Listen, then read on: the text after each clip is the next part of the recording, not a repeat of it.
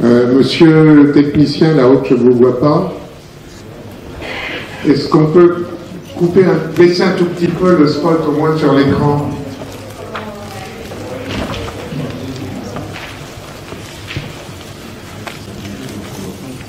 Oui, on m'a pas entendu. Non. Ah, c'est sûr. Il y a moyen de baisser un petit peu le spot sur l'écran pour qu'il y ait un peu moins de lumière sur les slides. Ouais. Qu'est-ce que ça donne? Non, ça c'est pas lui.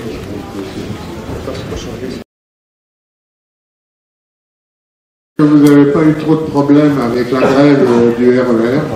C'est ce qui explique un peu qu'il y a un petit peu moins de monde ce soir. Et bon, si vous êtes là, c'est que vous n'avez pas eu de problème et que ce n'est pas des gens de la ligne RER A, bien entendu. Donc, heureux de vous retrouver.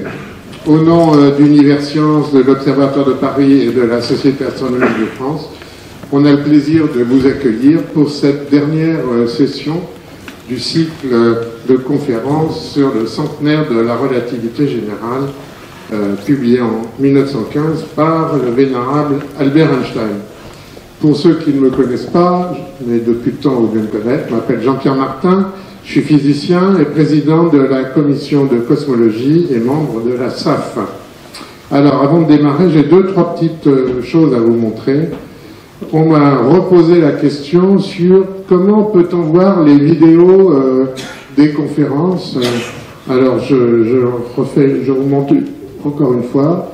Vous allez sur mon site, sur le site, vous voyez, j'ai été très intelligent, j'ai mis une caméra vidéo, vous cliquez dessus, et puis, quick, et vous choisissez la vidéo qui vous plaît. Alors, les vidéos, elles sont en ligne en gros 3 à 4 semaines après la conférence. Pourquoi? Parce que notre sympathique vidéaste amateur, c'est pas son métier, il doit aussi nourrir sa famille, il travaille. Donc il fait ça le soir et le week-end. On le remercie. Alors, avant de donner la parole à notre conférencier, je voudrais dire quelques mots de conclusion de cet ensemble de conférences. D'abord, la participation. Ça a été un vrai succès. La salle était pleine à chaque fois, au moins 200 personnes. On a même dû refuser du monde. Et à chaque séance, on a distribué, comme aujourd'hui, des numéros de l'astronomie gracieusement de la SAF. Maintenant, vous devez connaître cette revue qu'on trouve d'ailleurs n'importe où. Alors, le Palais de la Découverte a eu la gentillesse de nous accueillir pour ces 7 sessions où nous avons essayé de traiter les principaux sujets liés à la révolution qu'a été la relativité générale. Et nous en remercions vivement le Palais de la Découverte, notamment son représentant Jean-Marc Druyot, ici présent, qui se lève et qui va dire bonjour au public. Voilà. Merci beaucoup. Alors, quelques petits souvenirs. On a commencé avec Jean Eisenstedt, astronome spécialiste de l'histoire de l'astronomie et spécialiste d'Einstein. Il nous a présenté la genèse de cette théorie. Vous voyez quelques photos. Alors, il y a plein d'autres photos sur le site. Hein, j'ai fait juste un petit pot pourri. Ensuite, on a reçu Jean-Pierre Luminet, astrophysicien au LUT et au LAM de Marseille, grand vulgarisateur, qui nous a fait le lien entre la relativité générale et le Big Bang. Vous remarquez que tout ceci s'est fait en fait dans le planétarium, car la salle de conférence était malheureusement en travaux à cette époque-là. Je suis très reconnaissant à nos conférenciers d'avoir fait des depis très souvent pour ne pas tourner tout le temps le dos au public. Ensuite, il fallait pouvoir tester la relativité d'Einstein, savoir si Albert avait raison, définir des preuves de cette validité, et c'est ce qu'a fait avec brio Gilles Esposito Fares de l'IAP. Voilà quelques photos. On a récupéré ensuite la salle de conférence pour la première table ronde. Heureusement, d'ailleurs, je ne sais pas comment on aurait fait une table ronde dans le planétarium, bien que le planétarium soit rond, hein, évidemment. Et cette table ronde était dédiée aux nombreux mystères de l'univers, comme matière, noire, énergie noire, singularité, univers. Il y avait Aurélien Barraud, Jean-Michel Halimi, Philippe Brax. Et la suivante, ça a été... oui, non, voilà, il y a même le public qui posait des tas de questions. La suivante, c'était sur les trous noirs, auxquels Einstein ne croyait pas d'ailleurs. Les trous noirs ont été expliqués en long et en large par le grand spécialiste Éric Gourboulon du LUT et de l'Observatoire de Paris-Meudon. La deuxième, donc vous voyez, les belles salles, hein, bien pleines. Voilà, bon, c'était un peu hard, hein, la présentation sur les trous noirs. Je ne sais pas comment vous l'avez trouvé, mais c'était un peu hard. Hein. Elle est disponible en téléchargement. Hein. La deuxième table ronde s'est tenue la semaine dernière. Son sujet était un peu plus philosophique sur la notion de temps, de causalité, notre place dans l'univers. Ont participé Jean-Marc Lévy-Leblond, astronome épistémologue qui venait de Nice, Jean-Michel Halimi, et Philippe Pajot, journaliste scientifique. Vous les voyez là. Voilà. Alors ce soir, nous vous proposons en guise de conclusion une conférence sur un sujet éminemment relativiste, les mirages, les lentilles gravitationnelles. Einstein, je crois qu'Einstein ne pensait pas qu'on pourrait jamais les détecter. Hein. Et bon, vous voyez, même les grands hommes se trompent, heureusement. Hein, d'ailleurs, je crois que c'est ce qui est marqué là. Hein. Si personne ne fait d'erreur, ça veut dire que personne n'a rien entrepris. Et pour cela, on a fait appel, pour traiter ce sujet, à David Valsgabo, directeur de recherche au CNRS, astrophysicien à l'Observatoire de Paris-Meudon, et, je ne sais pas si on dit, fellow de l'Université de Cambridge. Je vais lui laisser la parole. Je vous rappelle la règle du jeu, une conférence d'approximativement 1 heure, 1 heure et quart, le reste du temps pour les questions, avec l'impératif que vous connaissez maintenant, à 20h45, on doit se lever. Comme je le dis à chaque fois, il lâche les chiens dans les couloirs. Hein. Je vous souhaite une bonne conférence ce soir et vous donne un rendez-vous à marquer dans vos agendas en 2115 pour le bicentenaire, même lieu, même heure. Bonne conférence.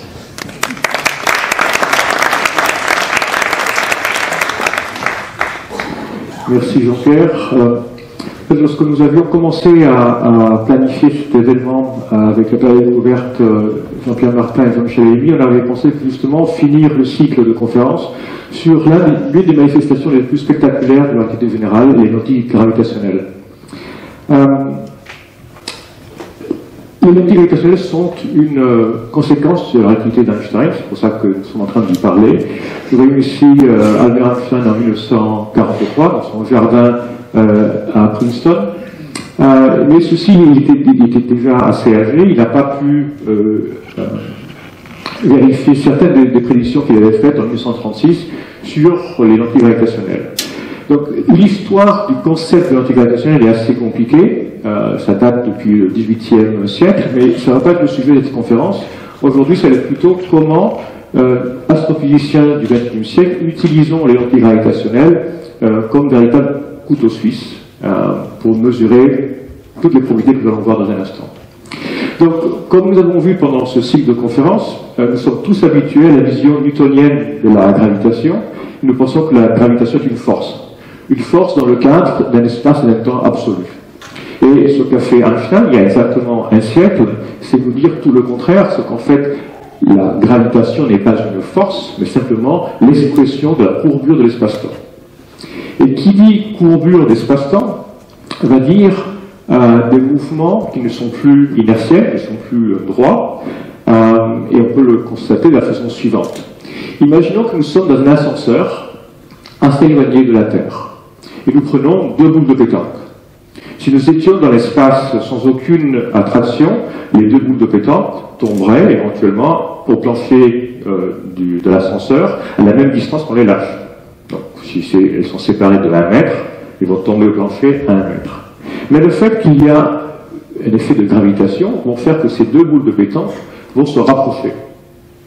Et on va pouvoir mesurer que la distance entre les deux boules de pétanque est plus petite que la séparation initiale. Cela veut dire que les géodésiques, donc la trajectoire la plus courte d'un point à un autre, ne sont plus des lignes droites. Dans l'espace plan, évidemment, pour aller du point A au point B, c'est une ligne droite. Mais dès qu'il y a une courbure de l'espace, ce n'est plus le cas. Et vous vous rappelez tous de l'histoire sur une sphère. Si nous sommes à l'équateur, nous pouvons prendre un méridien, donc c'est l'angle entre l'équateur et le méridien est bien de 90 degrés. Nous prenons un autre méridien, pareil, 90 degrés, donc ces deux méridiens sont forcément parallèles, puisqu'ils coupent l'équateur à 90 degrés. Mais dû à la courbure positive de la sphère, nous voyons bien que les deux parallèles se rejoignent au pôle nord. Donc c'est exactement la même chose. Nous avons les géodésiques, au lieu d'être des lignes droites sur un espace plan, nous avons des géodésiques qui peuvent éventuellement converger. Et cette convergence des géodésiques va faire que le mouvement n'est plus celui qu'on est habitué. En particulier, cette courbure des trajectoires va être aussi la courbure des photons, des rayons de lumière, lorsqu'ils passent proche à un astre massif. Et Einstein avait prédit cela dès 1912, avant qu'il fasse l'identité générale, mais c'est l'une des prédictions de 1916 était exactement quelle était la courbure produite par le Soleil. Et c'est la fameuse expédition de 1919, d'observateurs de Greenwich, qui envoya une expédition au Brésil et d'autres en Afrique. Et on voit ici quelques-uns des instruments sur l'expédition du Brésil. Nous avions à l'époque donc cette lunette de 4 pouces et le colestat, c'est-à-dire un miroir qui allait suivre le mouvement du Soleil, renvoyer l'image du Soleil vers ce grand télescope et prendre des plaques photographiques. La mesure était assez difficile à faire, parce que lorsqu'on prend des plaques photographiques, surtout pendant une éclipse, la chaleur du Soleil va faire dilater les plaques. Et donc, lorsqu'on a un changement d'échelle produit par la chaleur, on va voir que ce déplacement va être pratiquement le même. Par contre, la déflexion prédite par l'entité générale était beaucoup plus importante près du Soleil qu'à l'extérieur. Mais ce sont des mesures extrêmement faibles, de moins d'une seconde d'arc, et la résolution des plaques photographiques de l'époque était très difficile. Donc, voici notre image de l'éclipse de 1922, pas celle de 19 parce qu'il y avait trop peu d'étoiles, et on a dû multiplier par 1000 la différence entre la position observée des étoiles et la position réelle lorsque le Soleil se trouve à 180 degrés, donc 6 mois avant ou 6 mois après de la date de l'éclipse. Et vous voyez que la déflexion est beaucoup plus importante près du Soleil qu'à l'extérieur. Et c'est exactement la prédiction faite par Einstein. Einstein avait véritablement raison. Les rayons des étoiles distantes sont défléchis par le Soleil. Et la prédiction était non seulement qualitative, mais aussi quantitative. On s'attendait à ce que la déflexion décroisse comme 1 sur la distance. Et voici les mesures du 24 mai 1919. On voit que ici c'est le bord du Soleil. La mesure la plus proche, presque à 2 secondes d'arc, est effectivement déviée de plus d'une seconde d'arc par rapport à la position 6 mois auparavant. Et voici la décroissance des autres mesures. Et beaucoup de philosophes des sciences ont dit qu'en fait, Eddington avait forcé les mesures pour que la courbe théorique soit en accord avec les observations. Et en réalité, nos collègues observateurs de Greenwich, en 1979, pour célébrer le centenaire de la naissance d'Einstein, ont remesuré avec des équipements modernes, les plaques photographiques de l'époque, et on a effectivement retrouvé que Eddington n'avait pas du tout changé les données, c'était bien le bon comportement. Donc, qui dit le Soleil, qui défléchit les rayons de lumière, dit que n'importe quel objet massif dans l'univers va aussi produire des déflexions. C'est-à-dire que lorsque nous avons une galaxie lointaine, les photons émis par cette galaxie vont être défléchis par toutes les galaxies qui se trouvent le long de la ligne visée, de sorte que le ciel que nous observons est totalement déformé par cet effet. Et c'est donc l'effet de lentille produit à des échelles de galaxies, d'amas de galaxies, et on va voir aussi aux échelles d'étoiles. Maintenant, cet effet de déflexion est produit par la courbure de l'espace-temps, encore une fois. Ce n'est pas un mirage. Nous sommes habitués en astronomie à voir ces effets de mirage qui sont produits par la réfraction atmosphérique, c'est-à-dire par un changement de densité dans les couches atmosphériques. Nous sommes habitués à le voir, mais aussi tous les jours, lorsqu'on regarde l'index de réfraction de l'eau par rapport à celui de l'air, on voit cet effet de réfraction, cet effet de mirage. Donc ceci n'est pas dû à la gravitation, c'est simplement un changement dans l'index de réfraction. Nous sommes aussi habitués à voir des variations de température. Par exemple, en été, le sol est beaucoup plus chaud que l'air ambiant, et donc on peut former des images complètement différentes. On peut voir des bateaux qui sont en train de flotter dans l'air, on peut voir les fameuses flaques d'eau sur des routes chaudes. Encore une fois, ce sont des effets de mirage, mais pas du tout en faisant qu'un lien avec la gravitation. C'est simplement des variations soit de densité, soit de température. Donc ce qui fait que l'optique gravitationnelle n'a rien à voir avec l'optique classique. Si nous avons par exemple une lentille convergente, nous savons que tous les rayons vont converger éventuellement sur le plan focal, sur le foyer ici. Les lentilles gravitationnelles n'ont pas vraiment de foyer et sont, on va pouvoir le simuler sur la base, par exemple, d'un verre de vin. Et ce que vous voyez, c'est que la déflexion est d'autant moins importante que le rayon de lumière est éloigné du centre du verre. Au contraire, dans une lentille convergente, la déflexion est d'autant plus importante que le rayon est éloigné du centre de symétrie de la lentille. Ce qui fait que donc, dans ce genre de lentille, il n'y a pas vraiment de foyer. On peut imaginer qu'il y a une espèce d'astigmatisme extrêmement fort. Et cette déflexion, qui est prédite par Einstein, est simplement proportionnelle à la constante de gravitation, la masse en question, la vitesse de la lumière au carré et la distance du rayon au centre de masse. Et donc vous voyez par exemple ici, la déflexion est extrêmement différente de celle que nous avons ici, beaucoup plus proche. Et en fait, c'est ce que vous pouvez, après la conférence, utiliser. Vous pouvez utiliser une base de vin et commencer à voir les effets analogiques de l'unité gravitationnelle simplement avec ceci. Le profil exact va dépendre du profil de masse et d'autres détails techniques, mais si vous avez un jour un verre de vin qui se casse, vous pourrez utiliser cette base pour simuler les effets de la gravitation sur les images de fond. Et ce que vous pourrez constater à la fin de l'exposé, si vous avez ce simulateur d'image, vous voyez que parfois l'image va former un anneau, on appelle ça un anneau d'Einstein, mais en général on aura deux images très fortes, une très brillante, l'autre moins brillante. C'est les caractéristiques de l'optique gravitationnelle. Si nous avons par exemple un réseau de points, l'effet de la lentille va être déformer et produire des images multiples. Donc ce n'est pas votre optique de caméra photographique habituelle. Il va y avoir donc des images multiples et des déformations des images et aussi variation de la position réelle. Si ça c'est un champ d'étoiles, la véritable position de l'étoile, avant qu'il y ait un objet massif qui la perturbe, va être totalement différente. Donc si nous avons une image un peu plus classique, une cathédrale gothique, et vous mettiez une lentille gravitationnelle équivalente à un proton, vous verrez cette image. Donc vous voyez que la distorsion est énorme. Vous avez une autre image de la tour de l'autre côté. Vous avez aussi l'image de tout le ciel avoisinant au centre de cette image. Et donc ce qui fait que l'image qu'on produit en optique gravitationnelle est très très différente des optiques habituelles. Si vous avez une perspective comme celle-ci, un port, des tours, une image de la lentille qui va s'approcher, vous voyez les images multiples produites. Donc c'est ce genre de distorsion auquel les astronomes sont confrontés lorsque nous regardons le ciel. Parce que chaque objet massif va produire ce genre de déflexion.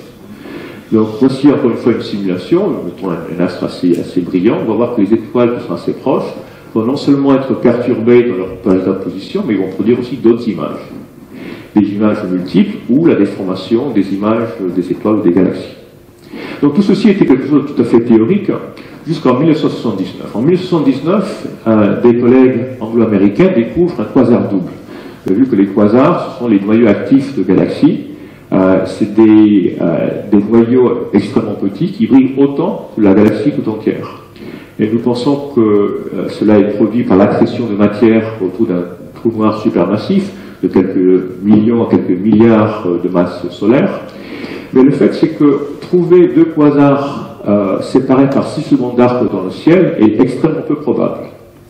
Et lorsque les collègues ont découvert cela, ils ont tout de suite mis un spectre, donc une fente pour trouver les deux spectres de ces deux quasars. Et la grande surprise fut, voici la position du spectrographe, la surprise fut que les deux spectres étaient absolument identiques. Alors, avoir dans le ciel deux quasars identiques, donc dans le spectre et donc à la même distance, c'est extrêmement peu probable. Et l'interprétation qui fut faite à l'époque en 1979, c'est qu'en fait, ça devait être un effet de lentille gravitationnelle. On ne voyait pas la lentille, la galaxie qui produisait cette séparation, mais en fait, ces deux images devaient provenir du même quasar. Cela fut vérifié quelques années plus tard, et voici un autre exemple d'un quasar double, un réactif de 2,32, donc environ 8 milliards d'années par rapport à nous, et vous voyez que lorsqu'on fait un traitement d'analyse, une image de l'analyse de l'image, on voit la galaxie lentille et les deux images du même quasar, produites par la courbure de l'espace-temps produite par cette galaxie. La séparation, encore une fois, est extrêmement petite, quelques 3 secondes d'arc sur le ciel. Donc c'est des phénomènes à très petite échelle, ce qui font que c'est assez difficile à les trouver. Et on trouve, encore une fois, d'autres configurations. Celle-ci, c'est un quadruple, donc c'est la même image du même quasar. C'est beaucoup plus lointain que la galaxie qui fait l'effet de lentille.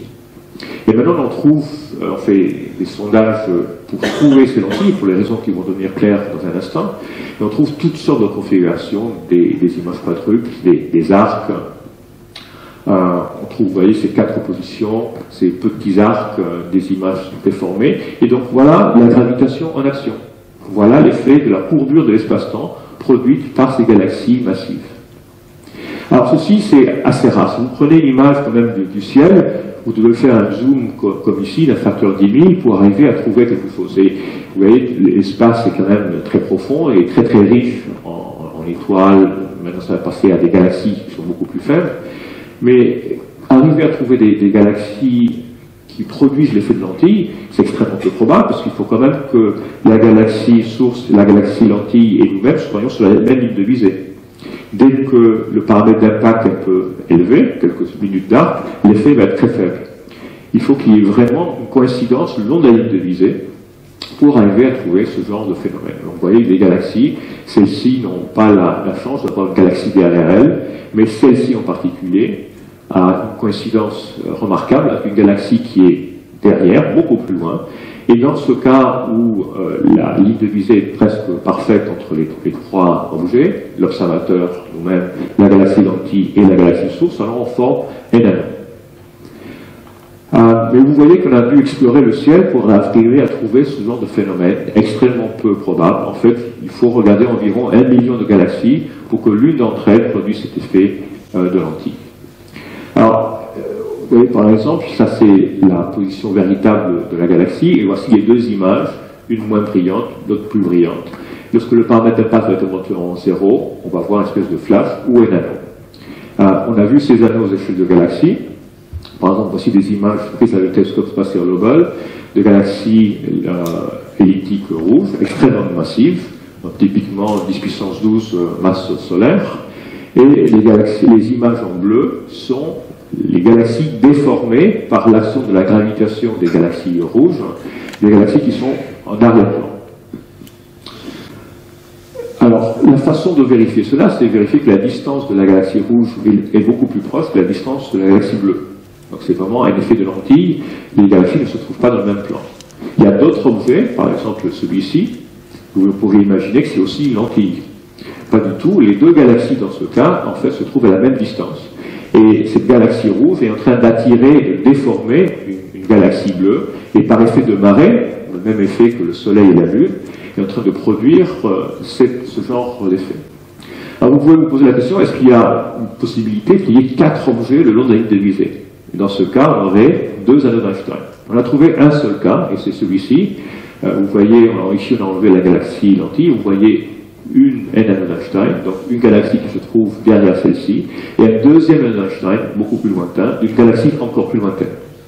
C'est le seul cas qu'on a trouvé pour l'instant, d'un double anneau, là la probabilité va 1 sur 1 milliard. Donc lorsqu'on aura environ plusieurs milliards de galaxies cataloguées, on pourra trouver d'autres cas comme celui-ci. Ce qui est intéressant, c'est qu'en général, les galaxies ne sont pas exactement alignées le long de la ligne de visée, ils sont légèrement déplacées, ce qui est beaucoup plus probable. Et dans ce cas, on va voir toutes sortes de phénomènes. Si vraiment la galaxie se trouve exactement co-alignée avec la lentille, alors on va former cet anneau vert. S'il est un peu plus éloigné, on va trouver une déformation plus élevée et une contre-image. Si on se trouve à l'intérieur de ce qu'on appelle ce rayon d'Einstein, comme cette galaxie rouge, on va encore former deux images, une plus brillante que l'autre. Et ce genre de configuration, on a trouvé maintenant des centaines, surtout en radio, parce que l'interféromètre radio nous permet des résolutions angulaires beaucoup plus fines que dans l'optique ou dans l'infrarouge. Et dans certains, donc, cet effet de courbure, évidemment, est indépendant de la longueur d'onde du photon. Si c'est un photon optique, infrarouge ou radio, la déflexion va être la même. Les photons rouges, les photons bleus vont être déviés de la même façon. Ils sont en train de mesurer la même courbure de l'espace-temps. Donc nous avons maintenant des centaines de cas comme celui-ci. Parfois c'est simplement un petit arc, des fois c'est des anneaux presque complets. Nous allons voir l'intérêt de faire ce genre de mesures. Mais imaginons que nous avons cette galaxie qu'on voit à peine et qu'une galaxie derrière, ce soit justement une galaxie radio. Là, j'ai enlevé la galaxie lentille, mais quel serait l'effet sur le jet radio? C'est produire deux jets radio, éventuellement un anneau complet. Et vous voyez la déformation du jet radio avant qu'il soit par effet de lentille et par l'autre. Et voici un autre exemple. Donc, ce quasar émet deux jets radio, un dans cette direction et l'autre dans l'autre direction opposée, sauf que bonne chance pour nous, il y a une galaxie le long de la ligne de visée, et cette galaxie déforme l'espace-temps et déforme ce jet radio en forme d'anneau. Donc, quelle que soit la longueur d'onde, on voit ces effets de gravitation, ici en radio, à 6 cm de longueur d'onde, ou en optique, comme vous avez vu auparavant. Mais ça, c'était aux échelles de galaxies. Qu'est-ce qui se passe lorsqu'on a des concentrations encore plus massives, les amas de galaxies? Là, nous avons les amas de galaxies comme des véritables télescopes naturels. Imaginons que nous avons donc un amas de galaxies à quelque chose comme 11,2 milliards d'années après le Big Bang. La déformation de l'espace-temps va être tellement importante qu'il va pouvoir agir sur des galaxies encore plus lointaines. Par exemple, ici, une galaxie à un rédshift de 7, c'est-à-dire environ 750 millions d'années après le Big Bang. Et donc, l'une des utilisations que nous faisons en cosmologie, c'est les amas de galaxies comme télescope gravitationnel pour détecter les galaxies plus lointaines.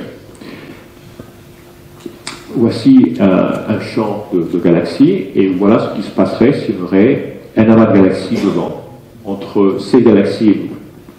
Et donc, vous voyez encore une fois l'effet de l'optique gravitationnelle. C'est les télescopes naturels qui arrivent dans l'univers.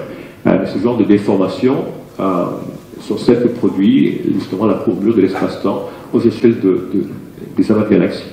Donc si nous avions un papier d'écolier dans un cahier, ce que nous verrions, ce serait effectivement ces déformations produites par le potentiel gravitationnel de l'amas de galaxies. Donc nous avons même des cercles, alors que nous avions des carrés. Et tous ces genres de contorsions vont produire des images multiples et des déformations, et ce sont celles qui nous intéressent.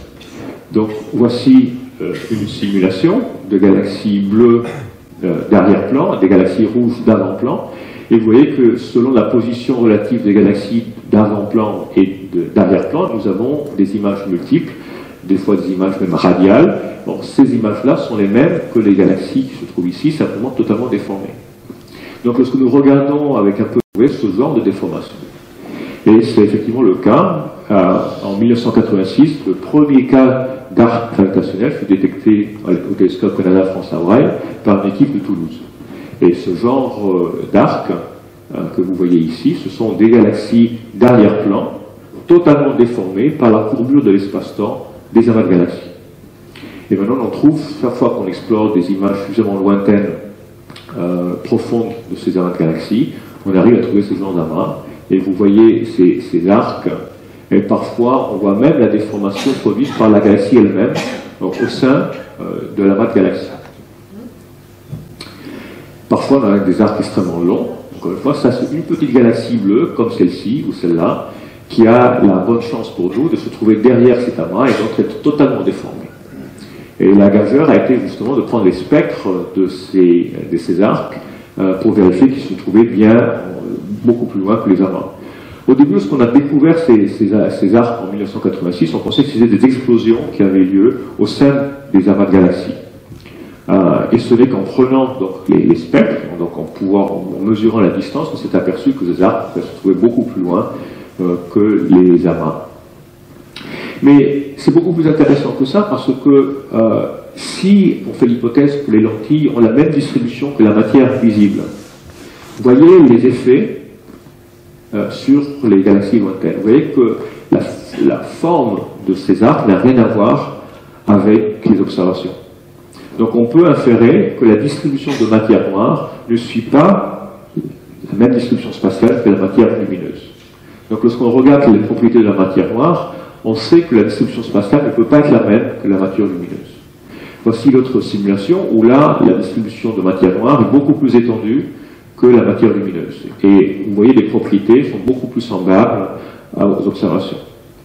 Donc on infère, on a deux possibilités. Soit dire effectivement la matière noire est étendue sur des échelles beaucoup plus grandes que la matière lumineuse, soit peut-être que la gravitation doit changer. Il y a d'autres collègues qui sont en train de regarder si les effets de lentilles pourraient être expliqués par des modifications de la relativité générale.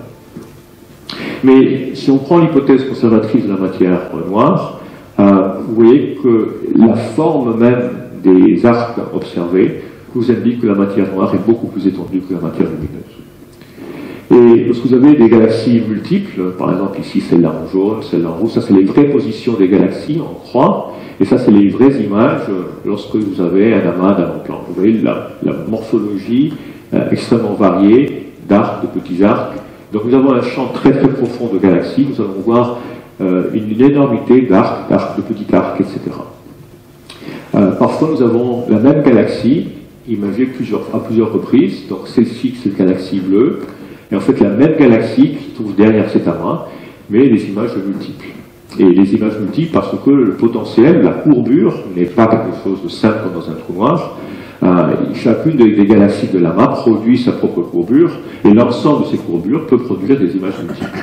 Et nous pouvons faire le problème inverse, c'est-à-dire, étant donné la position et la forme des images, reconstruire la véritable distribution de lumière de la galaxie d'arrière-plan.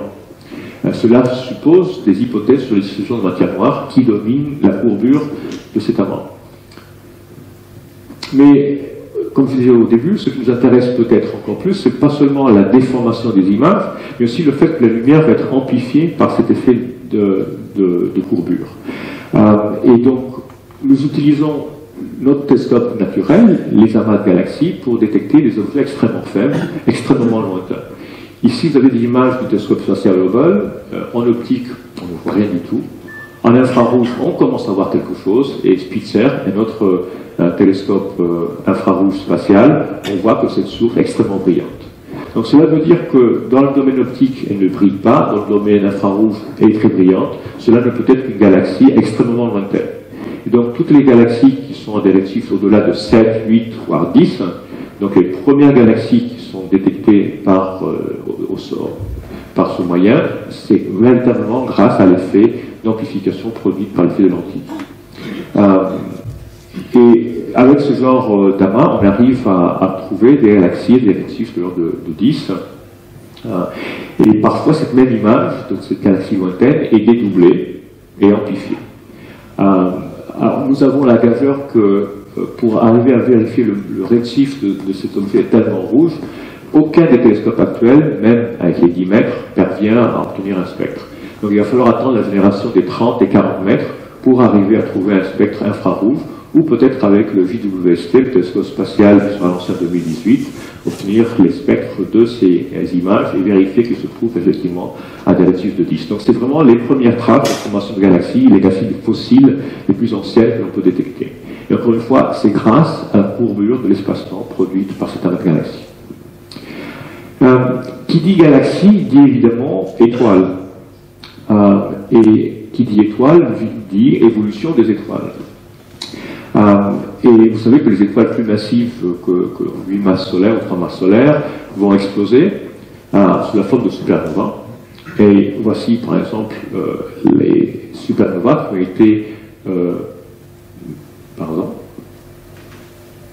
qui ont été détectées depuis 1885. Le film n'est pas complet. Donc on a fait le recensement, et un peu lentement. Donc dans le ciel, il y a des galaxies et parfois l'une des étoiles va exploser sous la forme de supernova.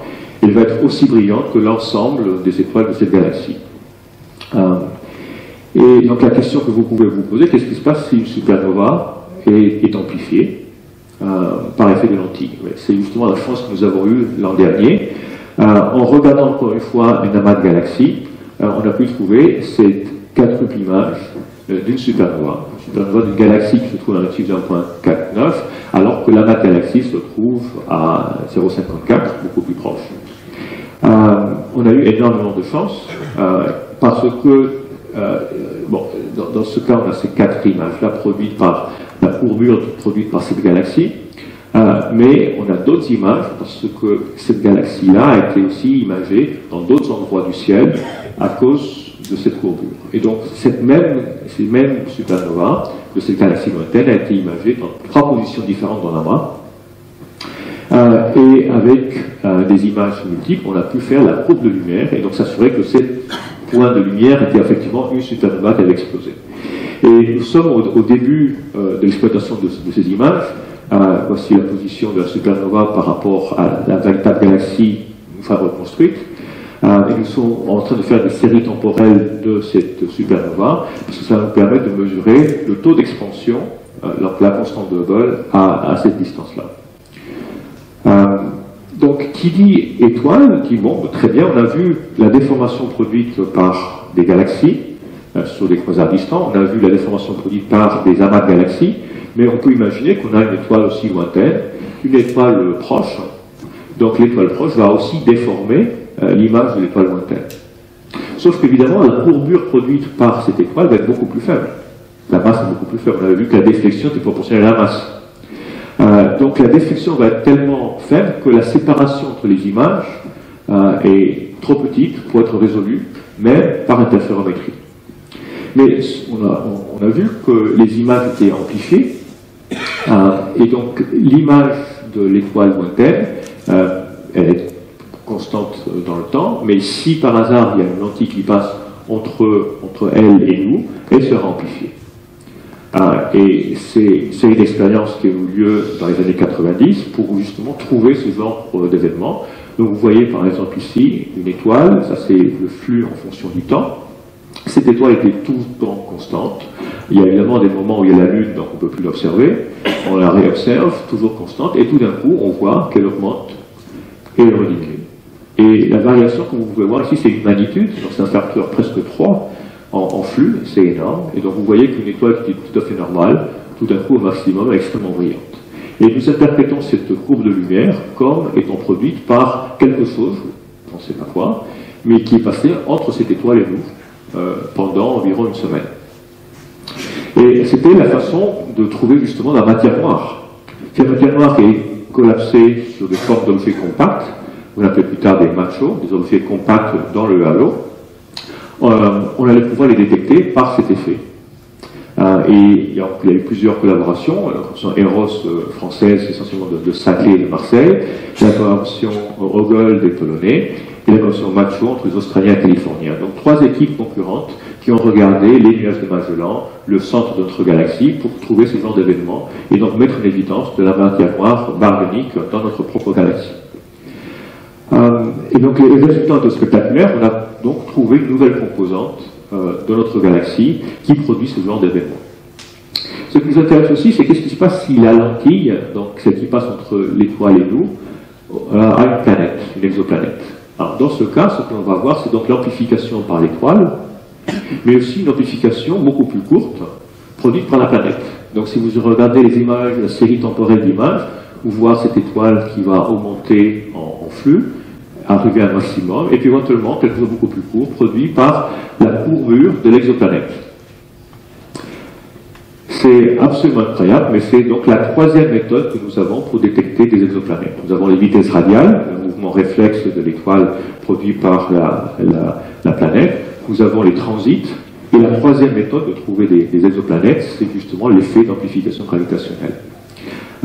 Et encore une fois, voilà une autre étoile qui commençait. Bon, maintenant, on a des bases de données sur ces étoiles des nuages de Magellan, ou des bulles de la galaxie, et on avait surveillé cette étoile en particulier. On voyait qu'elle commençait à monter. Donc là, on voit une alerte par Internet, et plein d'autres télescopes commencent à l'observer. Et vous voyez que c'est assez banal. L'amplification par plusieurs télescopes. Donc vous voyez que c'est tout à fait constant, et tout d'un coup, hop, ça augmente d'un facteur 3. Mais ce qui était très intéressant, c'est que tout d'un coup, sans aucun préavis, il y a eu une autre amplification qui est justement produite par une planète. Une planète autour de la lentille qu'on n'arrive pas à détecter sur une étoile du grand nuage de Magellan. Et donc vous voyez que les échelles de temps, ici c'est typiquement quelques dizaines de jours, ici l'échelle de temps c'est quelques heures, voire quelques minutes. Donc il faut pouvoir suivre cette courbe de lumière de façon extrêmement dense. Et là le rôle des amateurs est très important, ce sont des étoiles qui sont suffisamment brillantes pour être aussi détectées par des amateurs. Et maintenant on trouve, alors évidemment on en trouve par d'autres télescopes, surtout dans le sud, parce qu'on regarde le nuage de Magellan et le centre de la galaxie, et on arrive à détecter ce genre de phénomène. Alors, des fois, les courbes de lumière sont beaucoup plus complexes, dès que nous avons plusieurs planètes. Vous voyez cette déflexion ici, cette autre déformation par là, et encore celle-ci, encore plus forte. Et donc, vous voyez que les alertes sont faites par plusieurs équipes, et tout d'un coup, des dizaines de télescopes se mettent en action, parfois de façon robotique, pour suivre ces transits. Alors, ça fait maintenant, donc, depuis les années 90, que nous détectons ce genre d'objets, et vous pouvez vous poser la question, est-ce qu'on arrive à détecter la séparation entre la lentille et la source?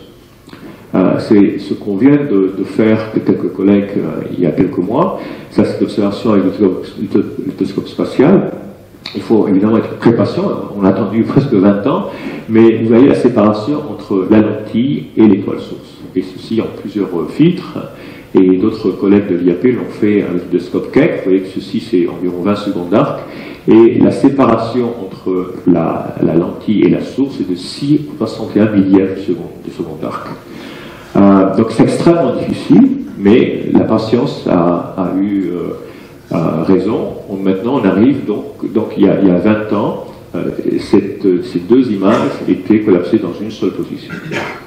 Et parce qu'on arrive à mesurer donc la vitesse de la lentille, dans ce cas la lentille c'est une étoile de type M, mais dans d'autres cas on n'arrive pas à détecter la luminosité de la lentille, c'est des objets un peu obscurs, mais dans ce cas-ci ça nous a permis cette équipe américano-française, de mesurer la distance de la lentille, 4 km/s depuis le Soleil, la masse de la lentille, 0,65 masse solaire, la masse de la planète, 13 fois la masse du Soleil, et la séparation entre l'exoplanète et cette étoile, environ 3 unités astronomiques.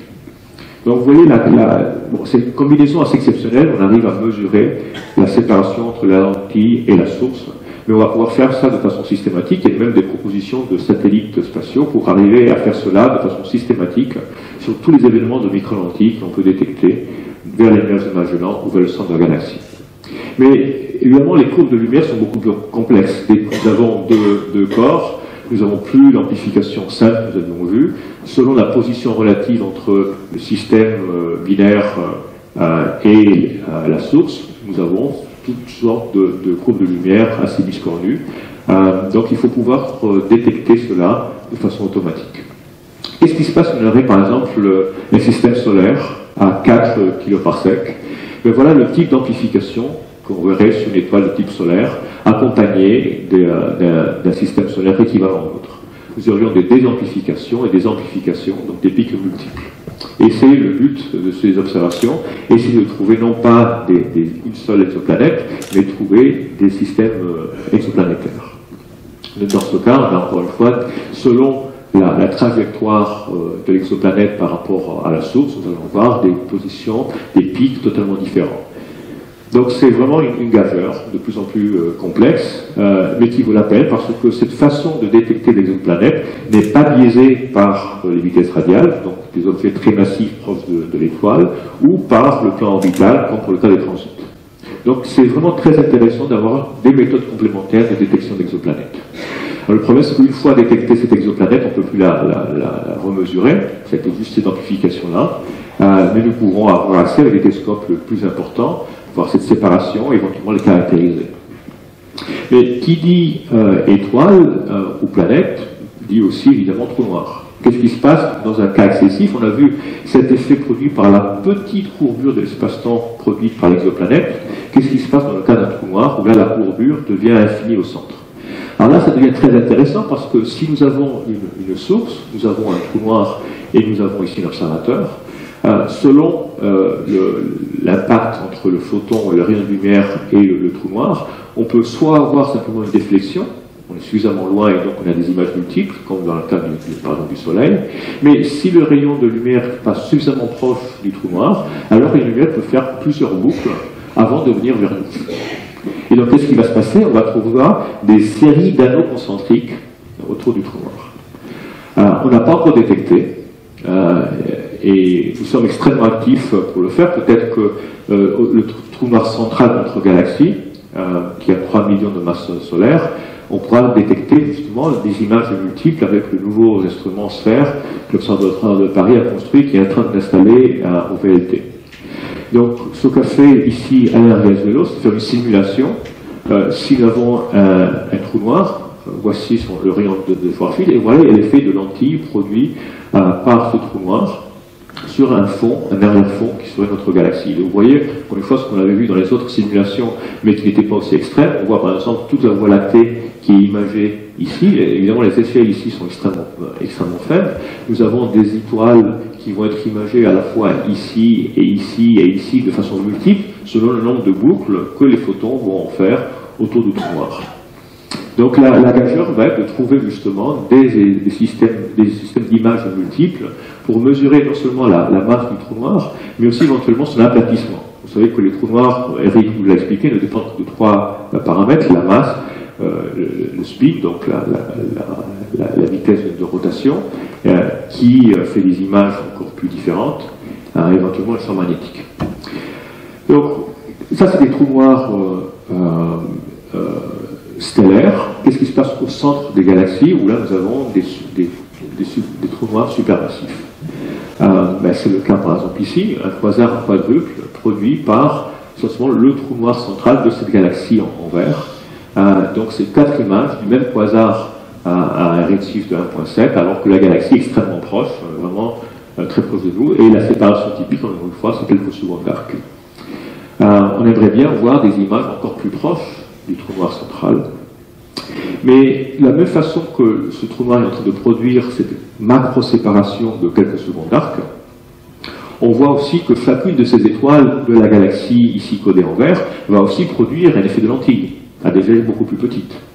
On ne va pas pouvoir résoudre.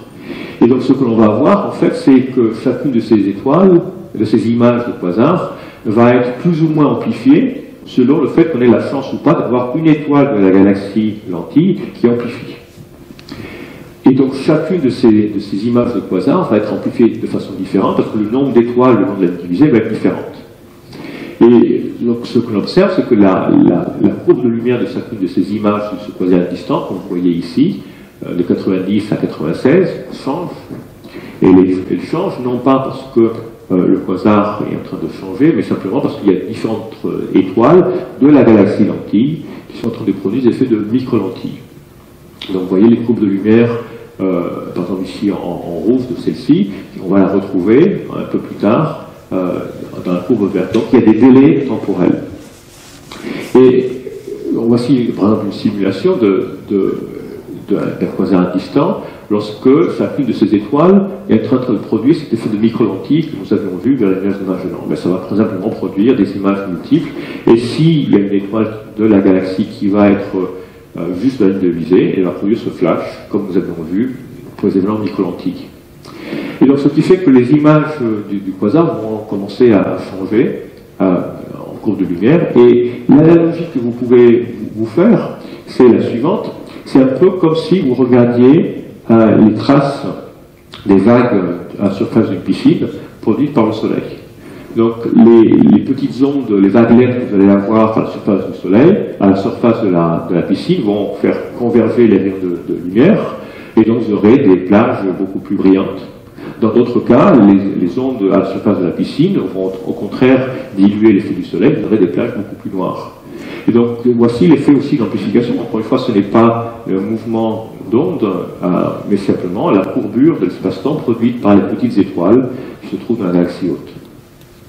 Donc ce phénomène d'amplification, déamplification est produite, et ça change, comme les ondes à la surface de la piscine changent avec les ondes ou le vent.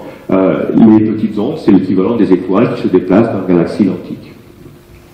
Donc si nous faisons une simulation, chacune de ces lentilles produit, des étoiles produisent l'effet de micro-lentilles. Vous avez par exemple un quasar dans la position du rayon laser qui va être amplifié, désamplifié par le mouvement des étoiles au sein de la lentille. Et donc ceci nous permet d'expliquer la variation de lumière de ces quasars qui se trouvent derrière la galaxie lentille. Donc, encore une fois, le ciel que nous voyons est totalement déformé par les effets de lentilles aux échelles des amas, aux échelles des galaxies, aux échelles des planètes, aux échelles des exoplanètes. Donc on est passé des grandes échelles, les amas, aux échelles les plus petites, les exoplanètes. Mais puis des échelles encore plus grandes. Les échelles plus grandes, c'est celles qui sont échantillonnées par exemple par le fond diffus cosmologique. Donc voici l'ancienne carte de WMAP, la nouvelle carte de Planck. Ceux-ci sont les photons qui sont les premiers à être émis dès que l'univers devient transparent. Donc avant l'époque de recombinaison, l'univers était une espèce de soupe de photons et de matière, mais au fur et à mesure que l'univers est en expansion, il se refroidit, et donc ces photons ne vont pas être capables d'ioniser les atomes, et donc c'est la première fois que les photons peuvent se propager librement dans l'espace. L'univers, tout d'un coup, devient transparent, alors qu'il était opaque. Donc les premiers photons qui proviennent de l'univers sont ceux que l'on mesure maintenant aux longueurs d'onde de radio par le fond cosmologique.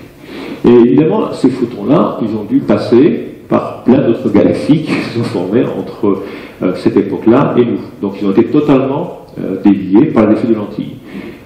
Et c'est l'un des effets que l'on regarde, encore une fois, à très petite échelle, en dessous de la seconde arc, mais ces fluctuations-là, la distribution de température que l'on observe, est profondément modifiée par les effets de lentille. Et c'est encore une fois, les expériences que nous menons en ce moment de mesure des modes B de polarisation dans le fond de rayonnement sont affectées par les effets de lentille à très petite échelle. Et nous devons les prendre en compte avant de pouvoir comprendre totalement la physique qui se passe à cette époque. Donc on a vu les effets de gravitation. Et la beauté de la théorie de relativité d'Einstein, c'est qu'elle nous permet de décrire le mouvement près d'un trou noir, dans un supermassif dans une galaxie, le mouvement des galaxies entre elles, donc par exemple les distributions des galaxies dans les filaments, et aussi ce qui se passe à l'échelle du fond diffus. Et ce que nous dit Einstein, c'est la relation profonde entre la matière et la géométrie de l'espace-temps. On a vu la courbure produite infinie autour des trous noirs, ou beaucoup plus faible aux effets de l'univers. Donc il y a une relation intrinsèque entre la description de matière et la courbure géométrique. Mais si vous êtes ici pour la découverte, vous devez absolument aller aux salles de mathématiques où vous allez voir la topologie. C'est-à-dire, au-delà de la géométrie, vous avez la topologie, les bouteilles de Klein, etc. Donc vraiment, allez dans ces salles merveilleuses dans ce palais, parce que cela généralise quelle est la forme.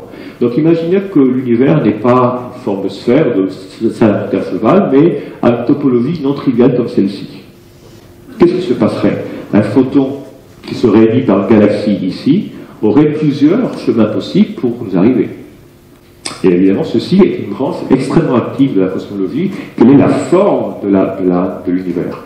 Ceci, l'univers, enfin, Jean-Pierre Lumière vous a raconté évidemment cela, mais ceci n'est pas prévu par la relativité générale. Ça va au-delà de la relativité générale. La relativité générale nous donne la relation entre la géométrie et la matière, mais elle ne nous dit rien sur la topologie de l'univers. Donc c'est extrêmement intéressant d'essayer de comprendre quelle va être la forme de l'univers. Et encore une fois, on peut utiliser l'effet de lentille pour cela. Vous pouvez imaginer que nous avons des univers qui produiraient ce genre de tâches multiples dans le fond de rayonnement diffus. Est-ce que c'est le cas? Donc, un certain nombre d'équipes à travers le monde en train de regarder les corrélations de température dans le fond diffus pour essayer de contraindre la topologie de l'univers. Ou, comme fait Jean-Pierre, on peut imaginer des topologies encore plus complexes, ou même l'image de notre propre Terre pourrait être vue de façon multiple parce que simplement les rayons de lumière ont eu des chemins multiples avant de nous arriver. Donc ceci est encore une fois un effet merveilleux des lentilles gravitationnelles aux échelles de courbure les plus grandes qu'on peut imaginer. Voilà, donc pour résumer, vous voyez que les lentilles sont un effet spectaculaire de la relativité générale. Ils sont peu fréquents, parce que l'alignement entre la lentille et la source est assez peu probable, mais c'est sur toutes les échelles que l'on peut imaginer en astrophysique. On a vu depuis les exoplanètes, les étoiles, les trous noirs, les quasars, les galaxies, les amas, les fluctuations et la topologie. Donc c'est véritablement, c'est devenu un couteau suisse d'astrophysique. Je n'ai pas eu le temps de rentrer dans les détails techniques de comment on arrive à mesurer les masses des lentilles grâce à cela. Vous avez vu comment on peut caractériser les exoplanètes. Et par la même méthode, on peut assurer la quantité de masse qui se trouve, par exemple, dans les amas de galaxies. Et c'est beaucoup plus précis que, par exemple, le gaz chaud qui met en rayon X. Donc, c'est véritablement l'outil que tous les astrophysiciens extragalactiques ou cosmologistes sont en train d'utiliser. Donc, quelque chose, comme disait Jean-Pierre au début, Einstein en 1836, pour des raisons qui sont beaucoup plus longues à expliquer, était assez peu optimiste sur les chances de découverte, et c'est vraiment l'un des paradoxes. Alors qu'Einstein était toujours préoccupé par la confirmation expérimentale de ses idées, dans le cas des lentilles, il était extrêmement pessimiste, pour une fois, et c'est l'un des mystères du génie d'Einstein. Mais peut-être que le meilleur résumé, c'est celui du poète, parce qu'il dit, c'est pas la lumière, c'est plutôt l'obscurité qui est révélée grâce à l'effet des lentilles. Je vous remercie.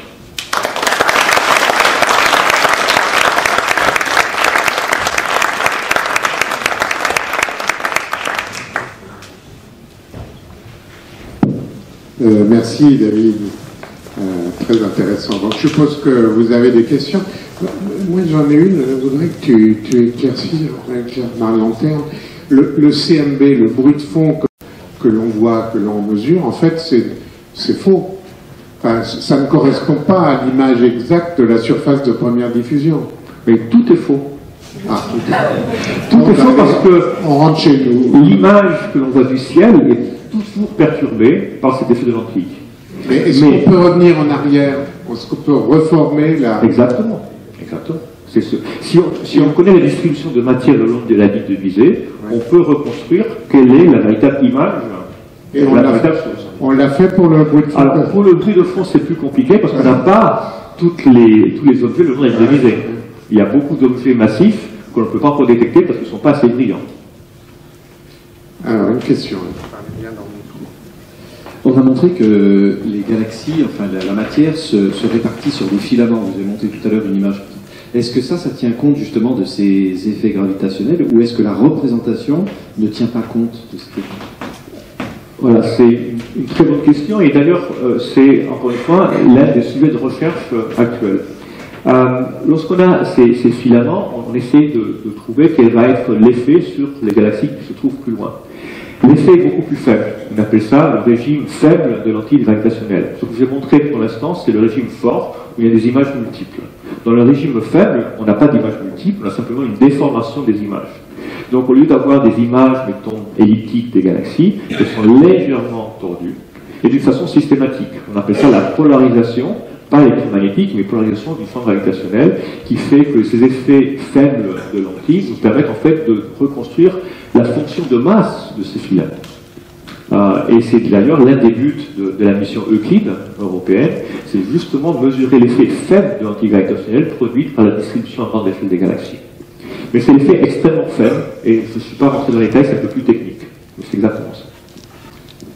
Autre question? Oui.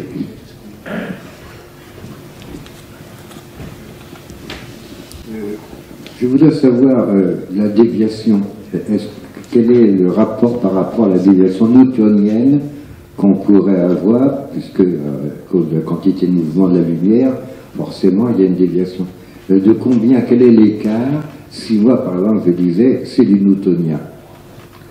Alors, si c'est du newtonien, ça va assez mal, parce que le photon n'ayant pas de masse, il ne pourrait pas être défléchi. Donc, le cas newtonien ne s'appliquerait qu'à des particules massives, pas pour la lumière. Et la réponse à cette question, de combien est la déflexion newtonienne, fut calculée par Cavendish, celui qui a réussi à peser la Terre, en 1784. Cavendish fit exactement ce calcul dans un manuscrit qui n'a pas été publié, mais qu'on a retrouvé dans les archives de la famille, et la déflexion est la moitié de celle de la relativité générale. Et en fait, Einstein, en 1912, avait fait le calcul, newtonien entre guillemets, et avait trouvé une valeur. Et c'est cette valeur-là, donc de 0,75 secondes d'arc au limbe du Soleil, qui a déclenché les expéditions de mesure d'éclipse dès 1914. Einstein est nommé professeur à l'Académie des sciences de Berlin, et avec ce poste, il a accès à un budget de recherche. Et il va travailler avec l'un des astronomes de Potsdam, Erwin Freundlich, qui lui est spécialiste de l'astrométrie. Ils vont écrire tous les observatoires du monde pour qu'ils envoient les plaques photos prises pendant les éclipses. Et la première expédition sérieuse, la plupart de ces plaques-là étaient faites pour en fait mesurer la couronne solaire, et non pas les positions astronomiques des étoiles. Et la première expédition qui a été financée par Einstein est en 1914. Freundlich va en Crimée pour observer l'éclipse de fin août 1914. Mais évidemment, la Première Guerre mondiale est déclenchée. Toute l'expédition allemande est capturée par l'armée russe comme espion, avec des instruments scientifiques, etc. Et ce sera qu'au bout de quelques mois que l'équipe est libérée et rentre évidemment à Potsdam sans aucun résultat. Et c'est une grande chance parce que s'ils avaient mesuré à l'époque, ils auraient trouvé un facteur 2 en dessous de la prédiction relativité générale. Donc c'est une très longue histoire du cheminement conceptuel pour arriver à ce concept. Mais la réponse courte, donc, c'est Cavendish. La réponse un peu plus longue, que le premier calcul qui est fait et publié apparaît dans les éphémérides en 1804. Et le calcul est conceptuellement faux. Enfin, là, je commence à dévier. Mais le calcul newtonien, le calcul de Cavendish est tout à fait correct parce que c'est en fait, pour une particule massive, une hyperbole. Il faut calculer le degré d'excentricité de cette hyperbole. Et ce que fait Cavendish, fait prendre comme condition initiale la vitesse de la lumière à l'infini. Alors que le premier article publié, il est conceptuellement faux, parce qu'il prend comme condition la vitesse de la lumière à la distance minimale. Or là, la vitesse est évidemment perturbée par l'accélération. Ceci dit, au premier ordre, les valeurs sont tellement faibles qu'elles sont exactement les mêmes. Et donc c'est intéressant parce que le premier calcul correct n'est pas publié, le premier calcul publié n'est pas correct. Une question. Tu as parlé tout à l'heure de matière noire et matière normale. Comment on peut voir la différence au point de vue l'antigravitationnel? Peut-être qu'on ne peut pas. Tu comprends ma question? Peut-être c'est pas clair ce que je dis ici. Dans l'espace, il y a de la matière noire et il y a de la matière baryonique. Voilà. Les deux déforment l'espace. Tout à fait. Mais je ne vois pas comment on peut distinguer... On ne distingue pas simplement la quantité de matière lumineuse, donc baryonique, est typiquement 10 fois moindre que celle de matière noire. Donc la courbure est effectivement produite par la matière noire plus que la contribution des baryons. Donc ça veut dire que, en fait, presque toutes les courbures qu'on voit, c'est dû à la matière noire. Voilà, sous l'hypothèse que la matière noire est la bonne explication. On pourrait imaginer que c'est une autre théorie des gravitations. Mais sous l'hypothèse que c'est la matière noire, la courbure produite par cette galaxie simplement par la luminosité que l'on voit, on peut calculer à partir de cette luminosité la quantité des étoiles, et donc la courbure produite par sa masse totale n'est pas suffisante pour produire cette déformation d'arc que l'on voit ici. On a véritablement postulé l'existence de matière noire pour cela. J'ai remarqué aussi sur les photos que tu présentes que les images en fait sont plutôt bleues c'est-à-dire des galaxies, alors que l'amas est jaune. Or, ce que l'on voit, c'est des galaxies qui sont situées derrière. Voilà. Elles devraient être rouges. Elles sont plus. Non, c'est un peu plus difficile que ça. Là, elles sont essentiellement rouges, non seulement par le code de couleur, mais c'est parce que c'est essentiellement des galaxies elliptiques. Il y avait une photo tout à l'heure où c'était très clair. Voilà, c'est ça. Voilà. Alors, pourquoi la plupart sont bleues? Effectivement, elles sont redshiftés, donc la distribution de l'infrarouge est plus importante que dans le visible, mais ils sont suffisamment proches pour qu'en fait, ces galaxies, la plupart des galaxies lointaines sont bleues. Elles sont en train de former des étoiles à la très grande quantité. Donc, ce n'est pas des disques, c'est des protodisques. Et donc, elles sont extrêmement actives en formation d'étoiles, donc elles sont beaucoup plus bleues. D'accord. Donc, au fur et à mesure que la galaxie âge, elle devient de plus en plus rouge. C'est pour ça que les galaxies les plus proches sont en général plus rouges. D'accord, compris. D'autres questions, s'il vous plaît? Allez-y, monsieur. Vous avez parlé d'amplification. Est-ce que ça veut dire qu'il y a un transfert d'énergie? Et si oui, extrait-on de l'énergie d'un trou noir, par exemple? Alors, oui, on extrait de l'énergie d'un trou noir, mais pas de cette façon. Non, je vous rassure tout de suite, l'énergie est conservée. Et la raison est la suivante: lorsque, effectivement, le long des lignes visées, la lumière est amplifiée, simplement parce que la brillance de surface est conservée. Donc la quantité de lumière par unité de surface, ça c'est la quantité qui est conservée pendant l'effet de lentille. Et donc ce qu'on a bien vu, c'est que les images ont des surfaces différentes, et donc plus la surface est grande, plus elle va être brillante, parce que justement la brillance de surface est conservée. Donc des fois on a des grandes images, de très faible surface, très peu brillantes. Et cela se passe lorsque le paramètre d'impact est très petit, mais lorsque le paramètre d'impact est plus grand, il y a aussi une petite amplification. Sauf qu'à l'infini, lorsque la configuration est totalement opposée, elle est un peu désamplifiée. Donc il faudrait prendre toutes les positions possibles pour avoir la quantité totale d'énergie. Et simplement, on voit cette amplification locale lorsque les deux images ne sont pas résolues, et on voit simplement un sursaut de lumière. Il n'y a pas de création d'énergie en soi. D'accord. Question? Oui. Pour se faire une représentation de l'univers, on utilise donc la relativité générale, qui est quand même relativement compliquée, et donc on postule que l'univers est isotrope et homogène. En fait, d'après ce que vous dites, c'est complètement faux aussi. C'est-à-dire que l'univers n'est pas du tout homogène et peut-être pas isotrope. Absolument, absolument. Alors, je vais essayer de revoir justement les filaments.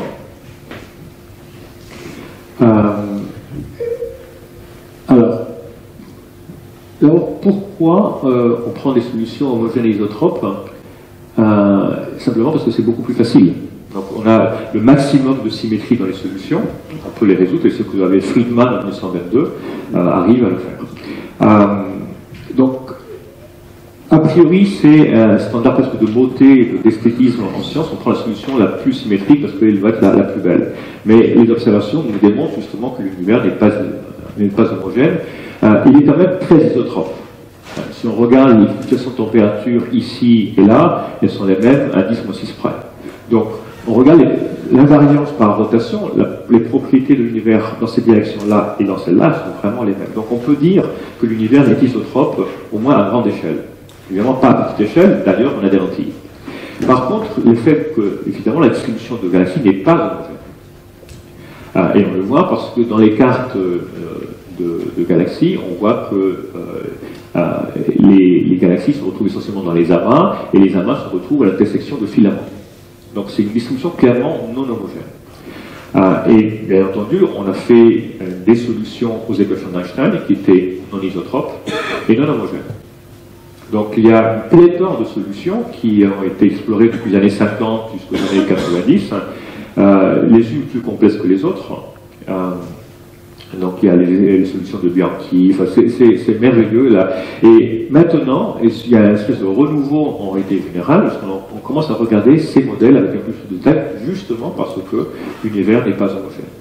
Alors, la situation est tellement grave ou désespérée, c'est que, au point où, par exemple, lorsqu'on regarde l'expansion accélérée de l'univers, on suppose cette expansion accélérée parce qu'on est justement dans le cadre de modèles isotropes et homogènes. Certains nombre de collègues, dont Marie-Noël Sellery, observateur de Meudon, et d'autres collègues polonais en particulier, ont utilisé des solutions isotropes mais non homogènes aux équations d'Einstein pour montrer qu'effectivement, peut-être que si nous on se trouve au centre d'un vide, donc entouré de filaments, peut-être qu'on est en train d'expliquer cette accélération simplement par les filaments. Pourquoi? Imaginez que vous avez un volume d'univers qui est surdense par rapport à la moyenne. S'il est surdense, il va collapser, il va former des galaxies. Alors, ce collapse, et en général, il va former des galettes. En revanche, si on prend un volume d'univers qui est sous-dense par rapport à la moyenne, donc ce qu'on appelle un vide. Là, ce que l'on va voir, c'est que le vide va avoir tendance à devenir de plus en plus sphérique, de plus en plus vide, et les parois, si vous voulez, de ce vide, qui en fait sont ces filaments, sont en expansion accélérée. De la même façon que le collapse, c'est une compression accélérée, les parois du vide vont être en expansion accélérée. Et donc, on peut expliquer l'accélération observée des galaxies par les supernovas comme simplement si nous nous trouvons au centre d'un vide géant, et c'est simplement les parois, les filaments qui sont donc en expansion accélérée. Alors c'est un domaine de recherche en cosmologie hyper actif en ce moment. Il y a un certain nombre de problèmes. Alors c'est très joli parce que du coup on explique l'accélération de l'univers sans avoir besoin d'énergie sombre.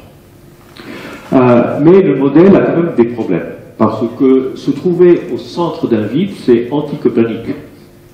Notre galaxie doit être un endroit banal dans l'univers. D'accord? Merci Copernic. Donc si on se trouve exactement au centre d'un vide, c'est peu probable. Au contraire, les galaxies se trouvent plutôt dans les filaments. Mais si on est au centre d'un vide, c'est plus du vide? Si, parce que les vides ne sont pas totalement vides, il y a toujours des galaxies. Ah, d'accord. Simplement, la densité de galaxies est beaucoup plus faible que par rapport à la moyenne. Donc, ce volume-là est sous-dense, comme je disais. Deuxièmement, si on va forcément ne pas être totalement au centre, d'ailleurs, le centre d'un vide est difficile à définir, on va être légèrement déplacé. Et si on est légèrement déplacé, alors on va produire un dipôle dans la radiation de fond. Or, le dipôle observé est parfaitement expliqué par la position des galaxies jusqu'au supernova local. Et deuxièmement, si on aurait ce genre de petit effet, on aurait ce qu'on appelle l'effet Sachs-Wolf, et qui n'est pas non plus observé. Donc, ce scénario qui est très très intéressant a un certain nombre de limitations quand même. Mais ça reste un domaine hyper actif actuellement en cosmologie, donc c'est tout à fait pertinent. Une question là. C'est très intéressant ce détail. Je voudrais revenir à la topologie. Qu'est-ce qui nous permettrait de savoir si on est comme une sorte de vermisseau, ou bien celle de cheval, enfin je sais que c'est pas ça, ou bien une sphère, voilà. C'est ça. Qu'est-ce qui permettrait de dire, voilà la forme de l'univers? Alors, on a mesuré quelle était la géométrie de l'univers, et justement par la distribution des fluctuations de température dans le fond diffus. Et, dans ce genre de géométrie, selon le type de géométrie, on va voir des tailles différentes de ce qu'on appelle l'horizon. De notre façon, à l'époque de la recombinaison, on va voir des ondes, et au moment justement de la recombinaison, ça va se figer, parce que les photons peuvent se transmettre, et donc l'univers devient transparent. Donc, ces fluctuations qu'on avait à l'époque de la recombinaison vont être figées à une échelle qui est l'échelle de la vitesse du son à l'époque de la recombinaison. Cette échelle est extrêmement bien mesurée de façon théorique, et donc nous pouvons, si on connaît la distance à la surface de dernière recombinaison ici, on peut calculer quelle va être la taille angulaire de ces taches typiques. Et c'est ça qui nous a permis de mesurer la courbure de la géométrie de l'univers à ces grandes échelles. Donc nous savons très bien dans quelle géométrie on se trouve, et il se trouve que la partie spatiale de l'espace-temps a une géométrie plutôt plate. D'accord. Mais on ne peut rien savoir. L'espace-temps ou l'espace? L'espace. D'accord. Donc la projection. On serait dans un univers plat. Alors. Voilà, la projection de l'espace-temps sur la partie spatiale. Donc, il faut faire très très attention. Mais par contre, on ne peut pas encore savoir quelle est la topologie. Donc localement, la géométrie ici peut avoir une courbure positive comme la sphère. Dans l'autre endroit, localement, la géométrie va être plutôt comme celle d'un cheval. Donc la topologie n'est pas encore bien définie. Alors, on a des collègues évidemment qui ont travaillé sur la topologie du fond de rayonnement, et on a des limites à la variation du rayon de courbure à cette époque-là. Mais c'est assez... on a peu d'observations, forcément un seul fond de rayonnement. Donc d'autres collègues sont en train de faire une autre approche, c'est de trouver des quintettes de quasars. Donc par exemple des quasars dans une solution de pentagone dans une direction du ciel, et le retrouver dans une autre direction du ciel. Ces configurations-là vont avoir une autre distribution angulaire, et aussi d'autres redshifts, d'autres distances. Donc un quasar qui apparaît, une configuration de quasar ici qui est émettant redshift 1, 2, 3, va apparaître comme la même configuration de ces mêmes trois quasars, mais des redshifts différents. Pourquoi? Parce que les photons auront mis plusieurs boucles ici avant de nous arriver, alors que ceux-là seront passés par un chemin plus court. Donc les mêmes quasars ici, les mêmes quasars là, en fait c'est les images du même quasar qui se trouvent peut-être là-bas, mais les chemins optiques sont totalement différents. Alors les quasars actuellement, on en trouve jusqu'à des redshifts de 6, 7. Les sondages qui sont prévus d'ici 10 ans vont permettre peut-être de faire l'inventaire de tous les quasars jusqu'à l'époque de la combinaison, et peut-être on pourra utiliser ça comme méthode pour contraindre la topologie. Oui, il y a encore du travail. J'ai l'impression. Est-ce que vous avez d'autres questions? Alors, je vais juste finir sur une note, c'est que le grand public peut aussi contribuer. Malheureusement, j'ai oublié de mettre la direction pour classifier les images et trouver des lentilles gravitationnelles. Alors, je le dis de mémoire, ça s'appelle spaceworks.org.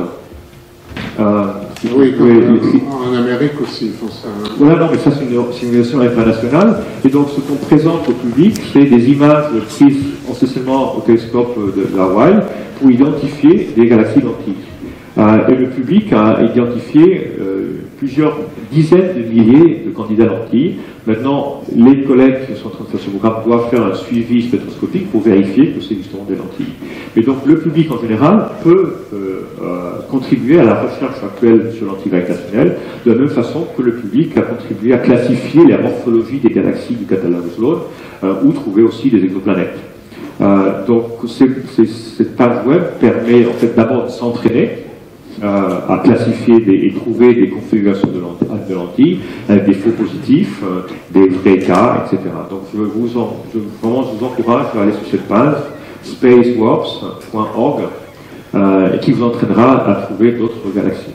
Donc, si vous ne savez pas quoi faire le soir...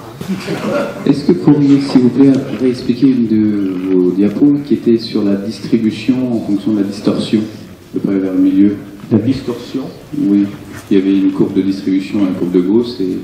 Ah, c'est pas du tout de Gauss, hein? Enfin, non, pas de Gauss, mais qui ressemblait à... Voilà, à peu près par là. Voilà, c'était celle-là, le... Oui, c'est une qui va être... Voilà. Celle-ci? Non, c'était pas celle-là, celle que vous avez passée il y a... voilà, à peu près celle-là ou la suivante. Non. Oui, c'est là, celle-ci, voilà. Qui tournait, ça, voilà, ça tournait. Je voulais comprendre. Voilà, là simplement ce que j'ai fait, c'est changer l'orientation de l'étoile qui est derrière, l'étoile source, par rapport à mon système étoile exoplanète. Et là, le rapport des masses, en fait, c'est de 3 centièmes. Donc, celle-ci, c'est mettons une masse solaire, et celle-ci, c'est 3 centièmes de masse solaire, séparée par 1,5 unité astronomique. Et donc ce que je regarde ici en rouge et en bleu, c'est ce qu'on appelle les lignes critiques, et simplement ce que je fais, c'est regarder s'il y a une étoile qui a cette trajectoire-là, quelle va être sa courbe de lumière. D'accord? Ça, c'est une courbe pas du tout de Gauss, c'est une courbe qu'on appelle de Pazinski, mais qui avait déjà été prédite par Francis Eckling en 1936 et reprise par Einstein 6 mois plus tard. Donc cette courbe-là est produite simplement par une masse ponctuelle. Et c'est intéressant parce que justement, a priori, si le paramètre d'impact était tout à fait zéro, on aurait une amplification infinie pour revenir à cette question-là, parce qu'on est dans ce qu'on appelle l'approximation géométrique de l'optique. On n'a pas pris en compte des effets de diffraction, d'interférence. Formellement, dans l'approximation géométrique, cette courbe devrait aller à l'infini. est là et un maximum parce qu'on est dans cette dimension-là, et aussi parce que la source a une taille finie, non pas ponctuelle. Donc cette courbe-là, en fait, est extrêmement simple à déduire, et elle est faite en supposant que la masse est ponctuelle, c'est celle-ci. Alors après, on peut faire les choses plus compliquées. Si la masse est étendue, on aura une courbe légèrement différente. Mais ce que je voulais juste montrer, c'est que l'effet de l'exoplanète ici allait être de plus en plus prononcé au fur et à mesure que la source se rapproche, non pas de la caustique de l'étoile principale, mais aussi de l'exoplanète. Où est la source qui représente le bleu? Le bleu, c'est ce qu'on appelle la ligne critique, là où il y aura une amplification infinie. Formellement, cette amplification va à l'infini, comme je viens d'expliquer. D'accord? Donc, lorsque on arrive à cette position-là, paf, ça donne ce pic-là. Donc là, j'aurais dû peut-être mettre la position de la source en fonction du temps, mais ça compliquait un peu le diagramme. Bon, mais ça, c'est vraiment une équation du deuxième degré. Donc, tout le monde peut faire cette simulation-là. Si vous n'avez plus de questions, on remercie David Valls-Gabo.